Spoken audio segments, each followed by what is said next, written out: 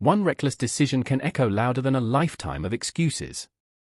The first thing anyone remembered was not the flashing patrol lights or the growing crowd gathering beneath the fading afternoon sun. It was the silence that came after.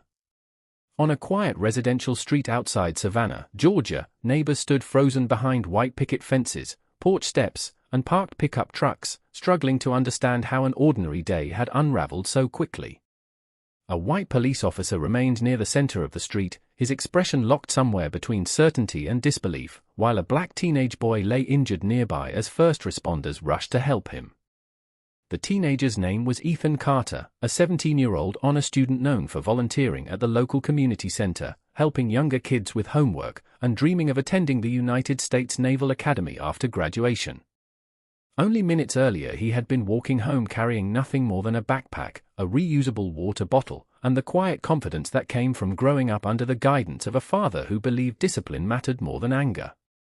None of the people watching could have imagined that before the sun disappeared below the Georgia skyline, military helicopters would be crossing the evening sky, federal vehicles would begin arriving from multiple directions, and an entire neighborhood would find itself surrounded by questions no one was prepared to answer. Officer Daniel Brooks believed he had handled another routine encounter. He ignored the uneasy looks from nearby witnesses, dismissed the concerned voices attempting to explain what they had seen, and answered every question with the same confidence that years behind a badge had taught him to wear. But confidence built on assumptions has a way of collapsing when truth finally arrives. As paramedics carefully loaded Ethan into an ambulance, one of them noticed the braided black paracord bracelet wrapped around the teenager's wrist. Stitched into the bracelet in small silver lettering were 3 words that seemed insignificant to almost everyone standing there: never ring twice. The medic frowned for only a moment, before quietly mentioning it to another responder who suddenly grew unusually serious. Across town, inside a secure government facility whose location never appeared on public maps, a phone resting on a steel conference table began to vibrate. Conversation stopped. A senior communications officer answered without hesitation, listened for less than 15 seconds, and looked toward a man wearing plain civilian clothing despite the military insignia resting beside his folded jacket. Master Chief Marcus Carter did not interrupt. He simply watched the officer's face change. Years of special operations had taught him to recognize the difference between ordinary news and the kind that permanently divides life into before and after. When the call ended, the room became impossibly still. Marcus asked only one question, his voice calm enough to unsettle everyone present. "Is my son alive?" The answer came quietly. "Yes, sir." Marcus closed his eyes for a single breath, nodded once, picked up his jacket, and reached for a secure satellite phone. He did not raise his voice. He did not threaten anyone. He did not ask for revenge.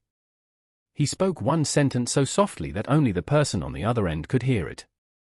Within minutes, phones rang across multiple commands, encrypted messages traveled through secure networks, engines started behind locked gates, and somewhere far above the Atlantic coast, aircraft crews received orders that would change one police officer's understanding of power forever. The ambulance disappeared beyond the intersection with its lights reflecting against storefront windows as the late afternoon sky slowly surrendered to the deep orange glow of early evening. Officer Daniel Brooks remained behind the yellow perimeter tape answering routine questions with practiced confidence, convinced that the paperwork would soon replace the whispers already spreading through the neighborhood. He had repeated his version of events several times, each answer delivered with the certainty of someone who believed his authority would never be questioned. Yet around him, something subtle had begun to change. Witnesses who had first stood silently on their porches were now speaking quietly with investigators. Several residents pointed toward security cameras mounted beneath garage roofs and above front doors. A delivery driver stepped forward and explained that his dashboard camera had been recording while he drove through the neighborhood. Brooks noticed the growing attention but dismissed it. He had learned long ago that public interest usually faded before the official reports were even completed. Across Savannah, however, interest was growing instead of disappearing. At Memorial Hospital, nurses prepared an emergency treatment room while Ethan Carter's backpack rested untouched on a nearby chair.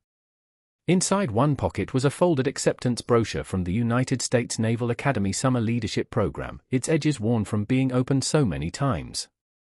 A nurse glanced at the brochure before quietly placing it beside Ethan's neatly folded jacket, unaware that the simple document represented years of determination shared between a father and his only son. Ethan had often told friends that his greatest dream was not to become famous but to earn the respect that his father had spent decades building through quiet service. Marcus Carter arrived less than 30 minutes later, still wearing plain civilian clothes that gave no hint of the extraordinary career behind them. He moved through the hospital corridors with remarkable composure, thanking every employee who stepped aside without demanding special treatment or raising his voice. The doctors quickly assured him that Ethan was receiving the care he needed, and Marcus listened without interrupting, asking thoughtful questions with the calm precision of someone trained to gather facts before forming conclusions. When he finally stepped into his son's room, he rested one hand gently on Ethan's shoulder and allowed himself one silent moment that no cameras would ever record. Then he walked back into the hallway and reached for the secure satellite phone once more. This time he did not call family members or old friends. He contacted individuals whose names never appeared in newspapers and whose responsibilities rarely became public knowledge. His words remained brief.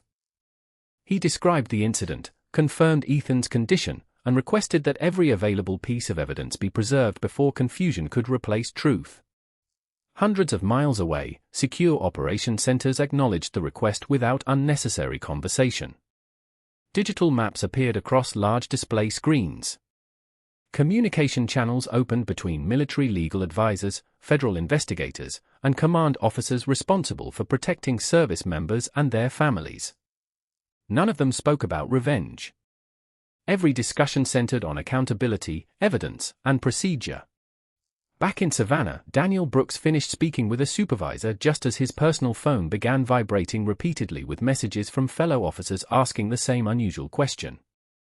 They all wanted to know why unfamiliar federal vehicles had been seen entering the city from different highways. Brooks laughed quietly and slipped the phone back into his pocket, convinced that rumors traveled faster than facts. He did not notice the helicopter crossing high above the fading daylight, nor did he realize that every passing minute was bringing a carefully organized response closer to his front door. The evening settled over Savannah with an unusual stillness, the kind that made ordinary sounds seem louder than they really were.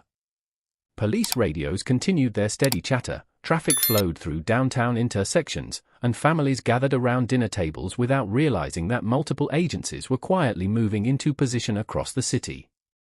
Inside the hospital, Marcus Carter stood beside the window of Ethan's room, watching the last streaks of sunlight disappear beyond the horizon.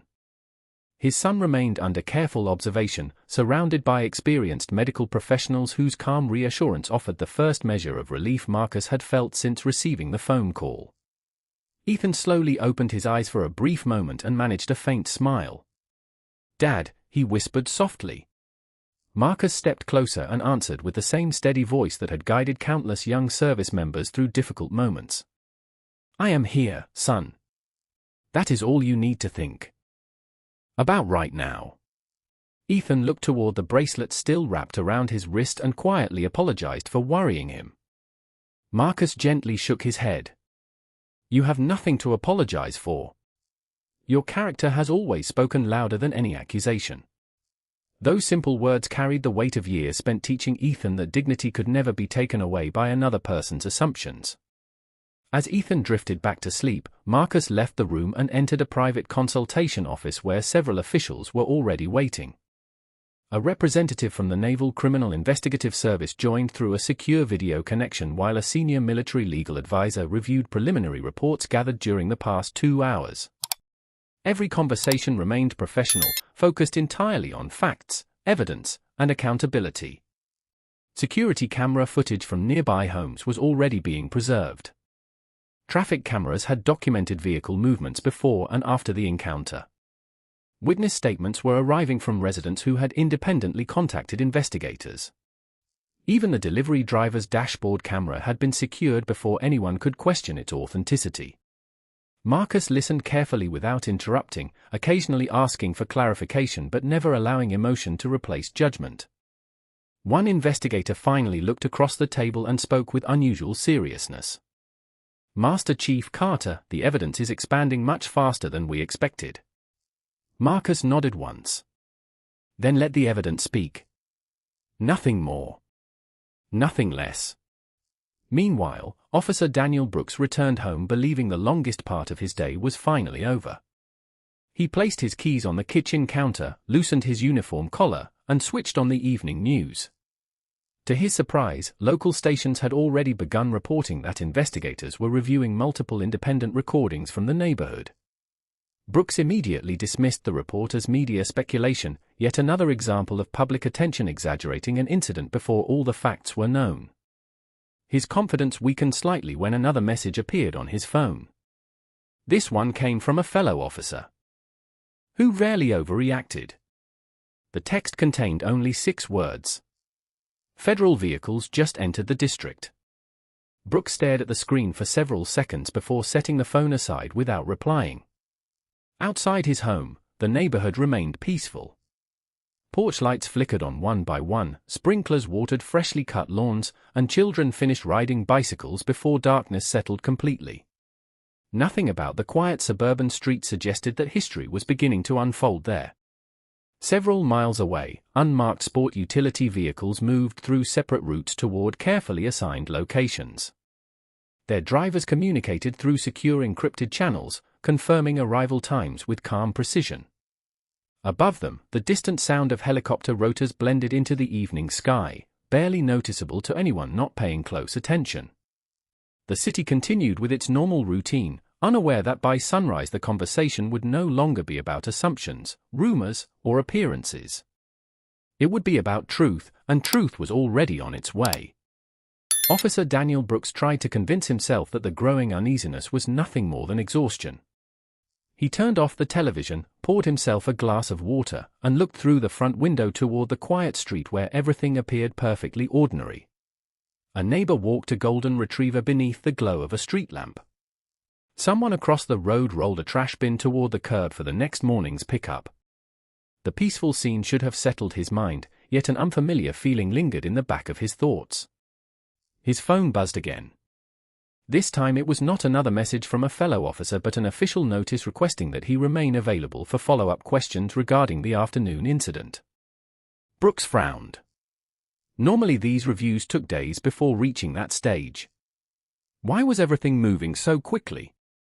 Several miles away, inside a secure operations center, digital maps displayed neighborhoods, traffic patterns, and communication routes across Savannah. Federal investigators compared witness statements with surveillance footage collected from nearby homes and businesses. Every timeline matched with remarkable consistency. Every independent recording added another piece to the same picture. No one rushed toward conclusions because the strength of an investigation came from patience rather than assumptions. One senior investigator quietly observed, when facts agree with each other without being asked to, they become difficult to ignore. Marcus Carter remained seated at the far end of the conference room, listening more than speaking. Years of military service had taught him that real leadership often meant allowing evidence to carry the conversation. He thanked every investigator who had worked through the evening and reminded them of one principle that had guided his career for decades. Professionalism protects justice. Emotion does not. The room fell silent for a brief moment before everyone returned to work with renewed focus. Back at Memorial Hospital, Ethan was resting comfortably as nurses checked his condition and updated his medical chart. One young nurse smiled after hearing him quietly ask whether his father had remembered to eat dinner. Even now, Ethan's first concern was someone else. The nurse later mentioned to a colleague that kindness often revealed more about a person's character than any award or resume ever could. Those words stayed with Marcus when he visited his son's room once again before leaving for the night. He adjusted Ethan's blanket, placed the familiar paracord bracelet carefully beside his hand, and whispered, "You stay strong. The truth is already doing its job." Outside the hospital, a convoy of unmarked sport utility vehicles rolled silently through downtown streets before separating into different directions. Their movements attracted little attention because none displayed flashing lights or unnecessary urgency. They blended naturally into evening traffic while encrypted radios quietly confirmed assignments. At almost the same moment, Brooks noticed another unfamiliar vehicle slow briefly near his home before continuing down the block. Then another passed several minutes later. Neither vehicle stopped. Neither driver looked toward his house.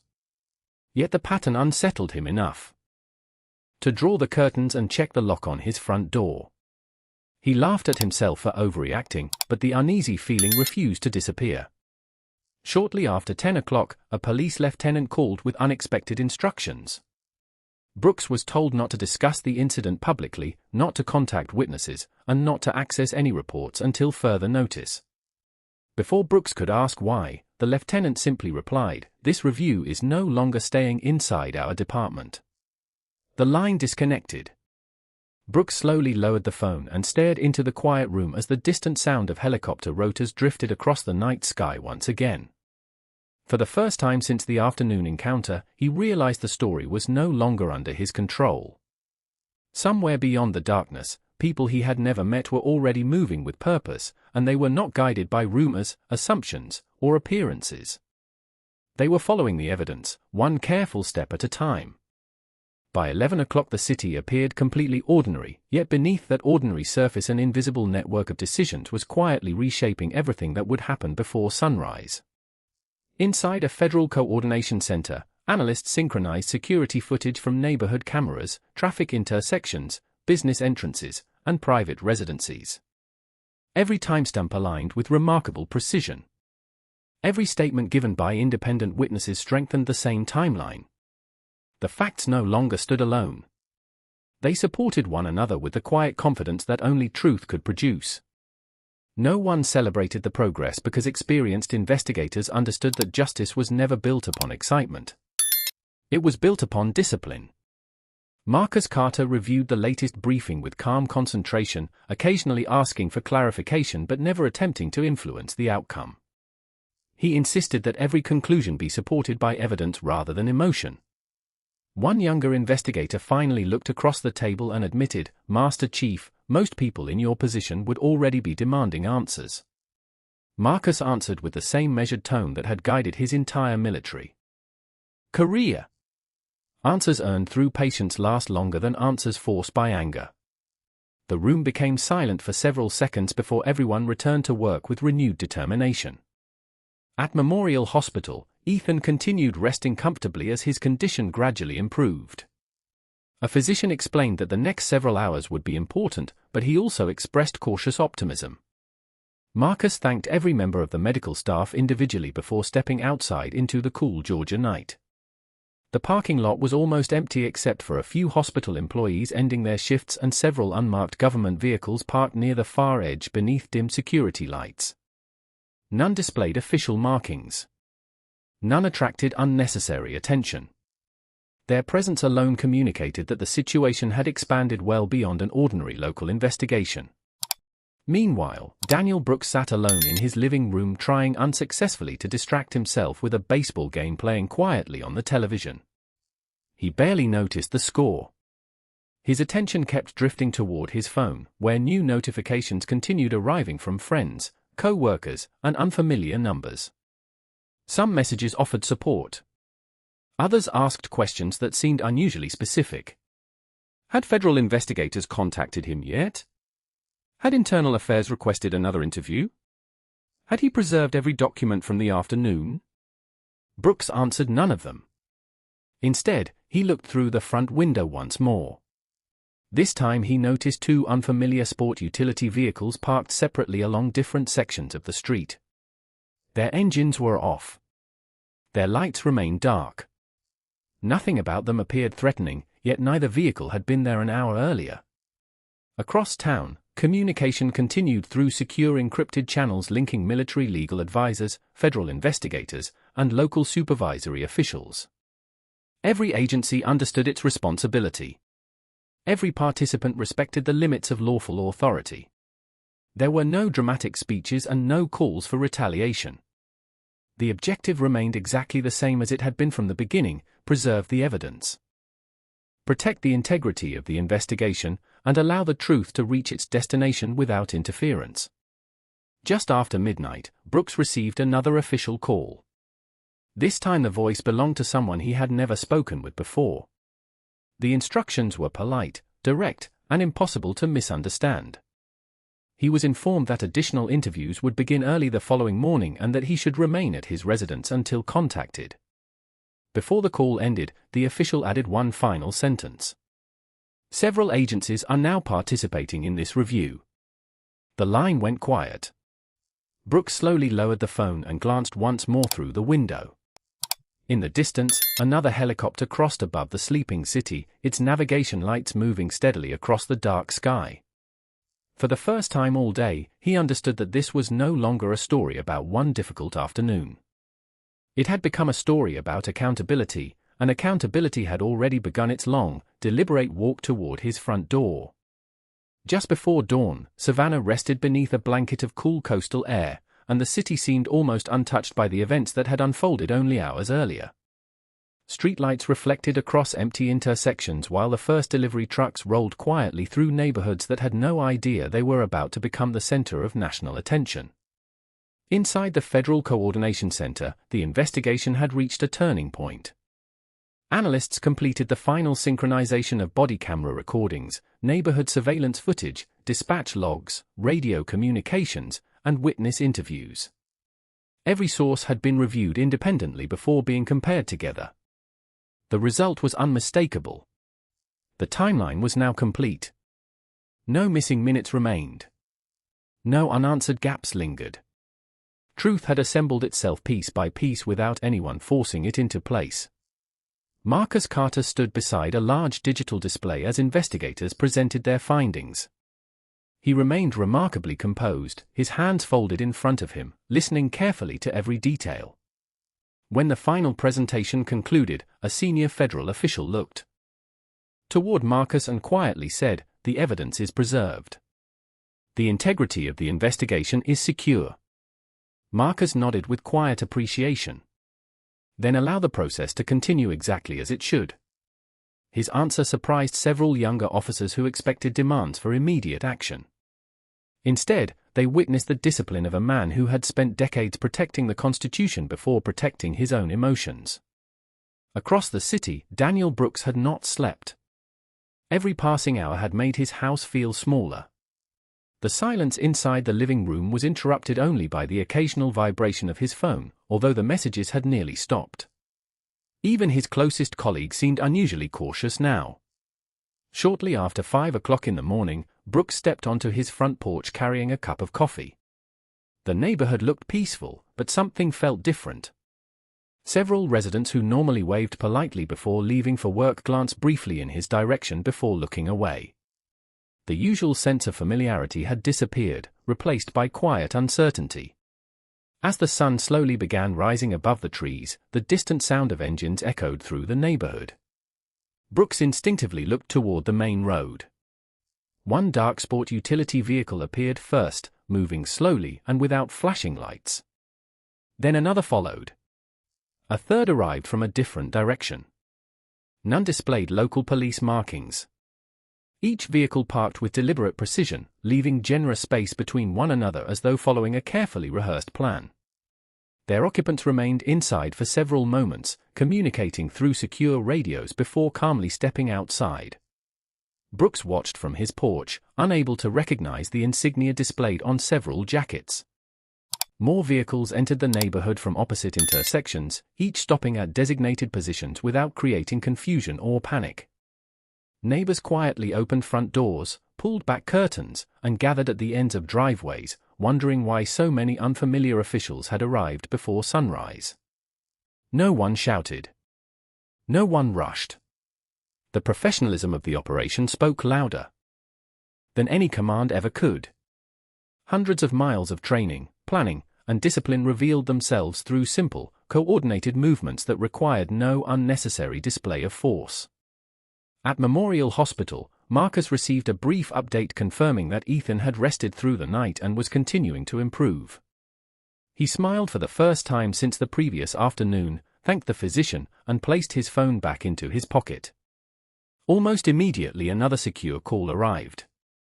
Marcus listened quietly before answering with only 4 words. "I understand. Proceed professionally." He ended the call, looked through the hospital window toward the brightening morning sky, and took one slow breath. Across Savannah, the first rays of sunlight reached Daniel Brooks's front yard at the exact moment the final unmarked vehicle came to a stop near the curb. What had begun as one officer's assumption was now becoming something far larger than he had ever imagined, and every person watching could feel that the next few minutes would change the course of the entire story. Daniel Brooks stood motionless on his front porch as the quiet rhythm of the neighborhood transformed into something no one on the street had ever witnessed before. The unmarked sport utility vehicles remained perfectly positioned, forming a loose perimeter without blocking traffic or alarming nearby families. Their precision was almost unsettling because there was no confusion, no shouting, and no unnecessary display of authority. Men and women dressed in professional tactical attire stepped from the vehicles with calm confidence, speaking quietly through communication earpieces while reviewing digital tablets instead of rushing toward the house. Several jackets displayed federal identification. Others carried military insignia unfamiliar to most of the curious neighbors gathering behind porch railings and driveway fences. Brooks instinctively searched for someone he recognized, but every face was unfamiliar. This was not his department. This was not his chain of command. One senior official approached the front walkway accompanied by a military legal officer and a representative from the Naval Criminal Investigative Service. Their movements reflected careful planning rather than intimidation. The senior official stopped several feet from the porch and introduced himself with complete professionalism before explaining that a coordinated federal review was now underway. Brooks listened carefully, trying to understand why so many agencies had become involved in what he had believed was a routine local investigation. Before he could ask another question, additional vehicles arrived carrying specialists responsible for preserving evidence, documenting procedures, and ensuring every step followed established legal standards. Across the street, neighbors watched in stunned silence. Some quietly whispered that they had never seen such an organized response outside of major national news events. Others simply stood with folded arms, realizing that something far larger than local policing was unfolding before their eyes. At Memorial Hospital, Marcus Carter received a secure update confirming that federal investigators had formally assumed responsibility for several aspects of the case involving service member family protections and evidence coordination. He thanked the caller and ended the conversation without displaying triumph or satisfaction. Instead, he walked back into Ethan's room carrying a fresh cup of coffee and a small American flag pin that Ethan had given him years earlier before one overseas deployment. Ethan had awakened and looked noticeably stronger than the night before. "What is happening?" he asked quietly. Marcus smiled gently before pulling a chair beside the bed. "The truth is being treated with the respect it deserves." Ethan nodded slowly, understanding exactly what his father meant. Neither of them spoke about revenge. Neither of them wished harm upon anyone. Marcus had always taught his son that character revealed itself most clearly when emotions were strongest. Back on the quiet suburban street, the senior federal official handed Brooks a formal document outlining the next procedural steps and explaining his responsibilities during the ongoing investigation. Everything was explained respectfully, transparently, and according to established legal process. As Brooks reviewed the paperwork, his eyes paused when he noticed the reference identifying the protected family connection that had elevated the review to multiple federal jurisdictions. His expression changed almost immediately. For the first time since the previous afternoon, he understood whose son Ethan Carter truly was. The realization settled over him with overwhelming clarity. This had never been about influence or privilege. It was about a father whose lifetime of honorable service had earned the confidence of institutions committed to protecting both justice and due process. Around the neighborhood, the morning sun climbed higher above the rooftops, illuminating a scene that no one would soon forget. There were no dramatic confrontations, no raised voices, and no chaos. There was only disciplined professionalism meeting undeniable evidence, while one quiet street in Savannah became a powerful reminder that the strongest response to assumptions was never anger. It was the patient arrival of truth. The coordinated review continued throughout the morning with the quiet efficiency that only experienced professionals could maintain. Every document was logged, every recording was catalogued, and every witness statement was verified against the growing body of evidence. Investigators were not searching for a story that fit their expectations. They were allowing the facts to build their own story, one careful detail at a time. Officer Daniel Brooks remained cooperative as officials explained each procedural step, but the confidence that had surrounded him the previous afternoon had been replaced by long moments of reflection. Watching multiple federal representatives, military legal advisors, and independent investigators work together without hostility forced him to recognize that this process was larger than any individual opinion. It was designed to answer one question and one question only. What truly happened? Across Savannah, conversation spread rapidly through local businesses, schools, and neighborhood coffee shops. People who had first heard only fragments of the incident now learned that numerous independent recordings had preserved the sequence of events from different angles. Rumors slowly gave way to documented facts. Assumptions that had once filled social media feeds became less important than evidence reviewed under established legal standards. At Memorial Hospital, Ethan Carter continued making steady progress. Doctors expressed growing confidence that he would recover, and each encouraging update lifted another weight from Marcus Carter's shoulders. Ethan noticed the relief in his father's eyes and smiled faintly. "You always told me that patience is harder than anger," he said quietly. Marcus returned the smile. "Because patience gives truth enough time to arrive." Those words stayed with everyone who heard them. Later that afternoon, Marcus was invited to meet briefly with the lead federal investigator. The conversation lasted only a few minutes. The investigator explained that the review had expanded beyond the single encounter to include prior reports, training records, departmental procedures, and previous complaints connected to similar incidents. Nothing would be ignored, but nothing would be assumed either. Every conclusion would be supported by verified documentation. Marcus thanked the investigator and stood to leave before adding one final thought. Justice earns public trust when it treats every person with the same dignity. The investigator nodded, understanding that the statement reflected decades of honorable service rather than personal frustration. Meanwhile, Daniel Brooks sat inside an interview room where the atmosphere remained calm and professional. No one raised a voice. No one attempted to intimidate him. Officials simply compared timelines, reviewed available recordings, and asked him to clarify specific moments already documented through independent sources. As each verified detail appeared on the screen, Brooks gradually realized how completely the afternoon had been preserved. Doorbell cameras, dashboard cameras, business surveillance systems, dispatch records, and witness observations formed a clear chronological picture that left very little to speculation. Outside the federal building, reporters gathered behind designated media barriers, waiting for official statements that had not yet been released. Investigators refused to discuss conclusions before the review was complete, reinforcing that accountability depended upon accuracy rather than speed. As the sun began lowering toward the western horizon once again, Savannah seemed different from the city it had been only 24 hours earlier. The greatest change was not the presence of investigators or government vehicles. It was the growing understanding that dignity could survive even the darkest misunderstandings, and that institutions fulfilled their highest purpose when they protected truth instead of pride.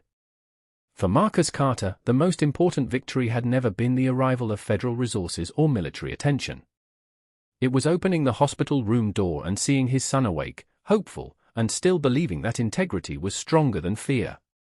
Several weeks later, the headlines had already begun to fade, but the lessons remained impossible to erase. Official statements confirmed that the investigation had followed every required legal procedure, relying upon verified evidence, independent witness testimony, and carefully preserved recordings rather than speculation or public pressure. Administrative decisions were announced through the appropriate channels, demonstrating that accountability belonged to institutions willing to examine themselves with honesty. For many people across Savannah, the outcome represented more than the conclusion of a single case. It became a reminder that public trust depended upon transparency, professionalism, and the courage to let facts lead the conversation. Ethan Carter eventually walked out of Memorial Hospital beneath a bright Georgia sky surrounded by doctors, nurses, and staff members who had quietly celebrated every step of his recovery. He paused near the entrance, taking a slow breath of fresh air before looking toward his father with the same determined smile that had carried him through years of discipline and hard work.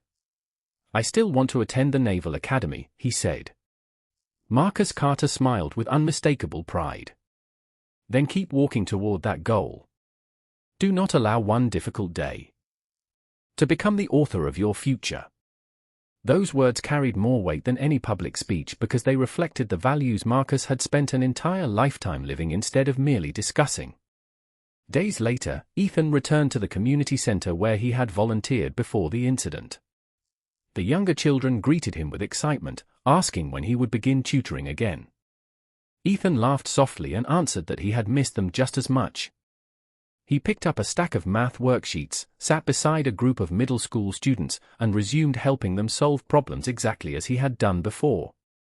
Watching from the doorway, Marcus realized that genuine strength was not measured by dramatic moments but by the quiet decision to continue serving others even after life tested your character. Across town, neighbors on the same street where everything had begun spoke differently about what they had witnessed. Many admitted they had reached conclusions too quickly before understanding the complete picture. Others reflected on how easily assumptions could influence judgment when facts were still incomplete. Conversations that once centered upon anger gradually shifted toward responsibility, fairness, and the importance of treating every person with equal dignity regardless of appearance, profession, or background. The experience had changed the neighborhood in ways that no official report could fully describe. One afternoon, Marcus and Ethan stood together near the waterfront watching cargo ships move slowly toward the Atlantic Ocean. The breeze carried the familiar scent of salt water while seabirds circled overhead. Ethan looked toward his father and quietly asked whether he had ever considered giving up after facing difficult moments during his military career. Marcus shook his head. "No. Because every challenge gave me another opportunity to prove that my values belong to me, not to the people who questioned them." Ethan nodded thoughtfully, understanding that true courage was often silent. It refused to become bitter even when disappointment seemed justified. As the sun settled beyond the horizon, father and son began walking back toward their truck, their shadows stretching across the pavement beneath the fading light. The future remained uncertain, just as it always would, but one truth had become perfectly clear. Authority may command attention for a moment, but integrity earns respect for a lifetime. A badge can represent responsibility, a uniform can symbolize service, and a title can carry influence, yet none of them matter without character. In the end, the strongest force was never fear, power, or pride. It was the quiet determination to choose justice over assumption, dignity over resentment, and truth over convenience, because when the noise of every argument finally fades away, character is the only voice that continues to echo.